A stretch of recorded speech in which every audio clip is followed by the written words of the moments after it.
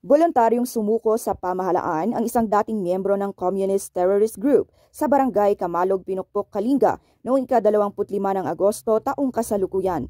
Kinilala ang sumuko na isang 30 anyos na lalaki, walang asawa, residente ng Barangay Impugong, Tinok, Ifugao at miyembro ng Platoon 2, Regional Guerrilla Unit, Ilocos Cordillera Regional Committee at Weekend Kilusang Larangang Guerrilla, North Abra. Kasabay ng kanyang pagbabalik loob ay ang pagsuko ng kanyang baril at bala, kabilang ang isang M16 rifle, 4 na magazines at 65 rounds ng live ammunition.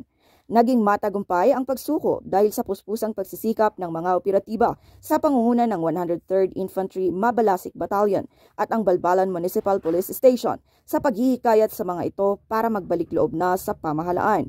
Nasa kustodiya na ang otoridad ang nasabing sumukong rebelde para sa tamang dokumentasyon at custodial debriefing.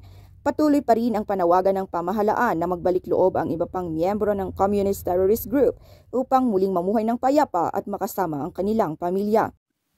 Mula dito sa Arpicado Cordillera, ako ang inyong PNN correspondent, Patrolwoman Jezebel Moyaw, alagad ng batas, tagataguyod ng Balitang Pulis.